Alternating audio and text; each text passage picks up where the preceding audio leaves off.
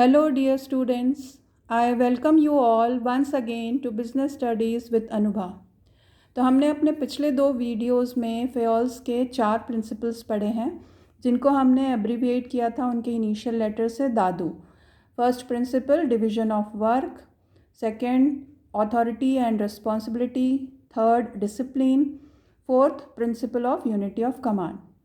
तो unity of command में हमने समझ लिया था कि there should be only one boss to give orders and instructions to one subordinate to avoid confusions. Now let us see what is the meaning of unity of direction. So according to Fayol, all the departments or units in an organization should move towards same objective through coordinated efforts of managers. मतलब जो organisation में different departments हैं, finance department, production department, marketing department और HRD human resource department या personnel department, इन सभी units को क्या करना है? कॉमन ऑर्गेनाइजेशनल गोल्स की तरफ कोऑर्डिनेटेड या हार्मोनाइज्ड वे में अपने पूरे एफर्ट्स डालने हैं. मतलब सारे जो इंडिविजुअल एम्प्लॉयज़ के एफर्ट्स हैं, मैनेजर्स क्या इंश्योर करना है उनको, हर डिपार्टमेंट के मैनेजर्स को, कि उनके सारे एफर्ट्स जो हैं कॉमन ऑर्गेनाइजेशनल गोल्स की तरफ होने चाहिए.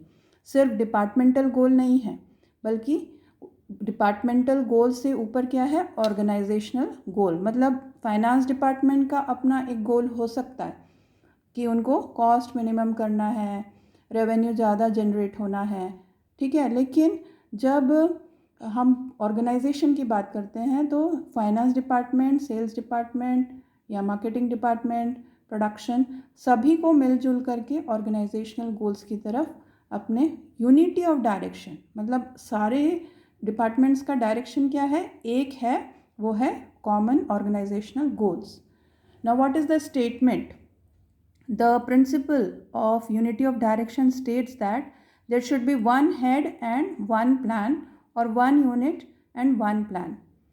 Why? Because one unit means what? Activities of similar nature are grouped under one superior. मतलब जो हमने फाइनेंस डिपार्टमेंट बनाया है, क्रिएट किया है, या पर्सोनल डिपार्टमेंट है या प्रोडक्शन डिपार्टमेंट है, उसके अंडर सारे एक्टिविटीज़ ऑफ सिमिलर नेचर, उनको हमने ग्रुप करके वो डिपार्टमेंटेशन किया है, ठीक है.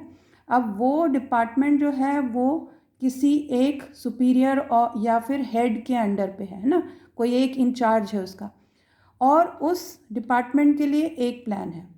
सारे लोग मिलकर के, उस डिपार्टमेंट के सारे लोग मिलकर क्या कर रहे हैं? उस एक प्लान को फॉलो कर रहे हैं और उस एक गोल को अचीव करने की कोशिश कर रहे हैं. All efforts are coordinated or streamlined towards the common goal.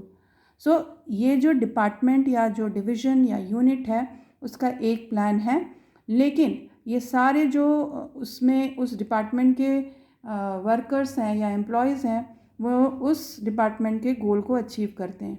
और सारे डिपार्टमेंट्स जो हैं उनके एफर्ट्स किस तरफ डायरेक्टेड है? Towards the organisational goal. Now, what are the positive effects of this principle? That the focus is on the achievement of organizational goals. तो सारे डिपार्टमेंट्स, जो फाइनेंस, प्रोडक्शन, मार्केटिंग और personnel department, all the departments they are targeting towards achievement of organisational goals. जैसे हम बोलते हैं जब एक से भले दो, या दो और दो पाँच, ये ऐसा हम क्यों बोलते हैं? क्योंकि हम ये जानते हैं कि जब सब मिल कर के एक डायरेक्शन में काम करते हैं तो सिनर्जी आती है, सिनर्जिस्टिक इफ़ेक्ट क्रिएट होता है. जब ये सारे डिपार्टमेंट अगर एक अलग अलग डायरेक्शंस में काम करने लगेंगे तो क्या होगा? Antagonistic effect. मतलब वो दोनों, वो एक दूसरे के काम को सप्लीमेंट करने की बजाय, कॉम्प्लीमेंट करने की बजाय उसको रोकेंगे, हिंडर करेंगे, है ना. तो पॉजिटिव एस्पेक्ट क्या है कि सारे जो एफर्ट्स हैं वो यहाँ पे, जैसे हमने बोला, unified coordinated efforts among departments. तो सारे डिपार्टमेंट्स हार्मोनी, सिंक्रोनाइज्ड वे में एक ही डायरेक्शन में काम कर रहे हैं, क्या? Toward the achievement of organisational goals. Violation होने पर जस्ट इसका अपोजिट होगा कि ऑर्गेनाइजेशनल गोल्स अचीव नहीं किए जा पाएंगे.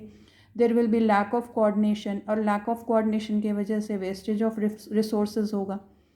तो ये हो गया यूनिटी ऑफ डायरेक्शन। बहुत बार ये होता है कि हम कंफ्यूज हो जाते हैं कि यूनिटी ऑफ कमांड और यूनिटी ऑफ डायरेक्शन में क्या डिफरेंस है।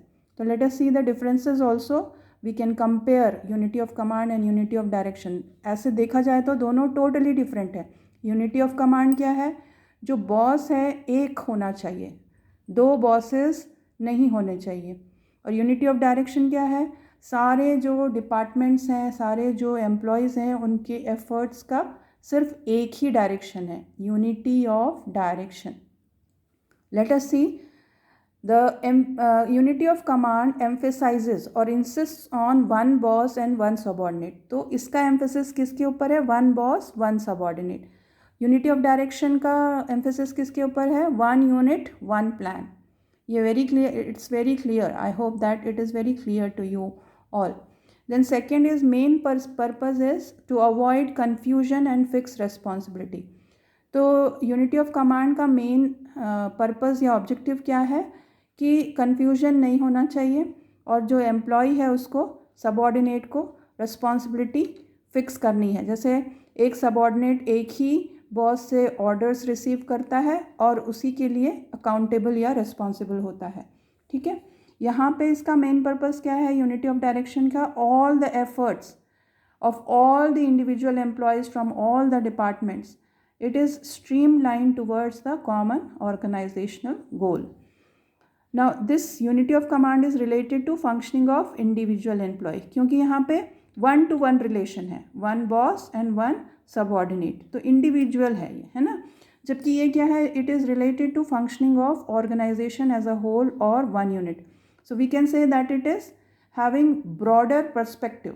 हम लोग इसको देखेंगे तो ये ज़्यादा लार्ज स्केल पे, हमको ये बड़े पैमाने पे सोचने वाली बात है, या एक वाइडर पर्सपेक्टिव से सोचना है, क्योंकि हम यहाँ पे ऑर्गेनाइजेशनल गोल्स की बात कर रहे हैं। ऑर्गेनाइजेशन एज अ होल मतलब एक पूरा यूनिट जो है, पूरा ऑर्गेनाइजेशन जो है, उसकी बात कर रहे हैं। यहाँ पे एक एक व्यक्ति की बात नहीं हो रही है। Then it results in systematic working, clarity and no chaos. तो यूनिटी ऑफ कमांड में चूँकि ऑर्डर्स जो हैं एक ही बॉस से रिसीव किए जा रहे हैं, तो बहुत ही क्लियर ऑर्डर्स एंड इंस्ट्रक्शंस हैं, तो काम जो है सिस्टमैटिक होता है और कोई कन्फ्यूजन या chaos नहीं क्रिएट होता। जबकि unity of direction it results in coordination among the departments और पर्सोनल्स। तो ये जो है harmony, it brings in harmony among the different departments, और जब एक और एक 11 होते हैं तो बहुत अच्छा रिजल्ट आता है। टीम वर्क मतलब टुगेदर एवरीवन अचीव्स मोर। तो जो सारे डिपार्टमेंट्स की टीम है वो मिल करके ऑर्गेनाइजेशनल गोल ज़्यादा बेहतर तरीके से अचीव कर पाती है। I hope that this point is very clear to you.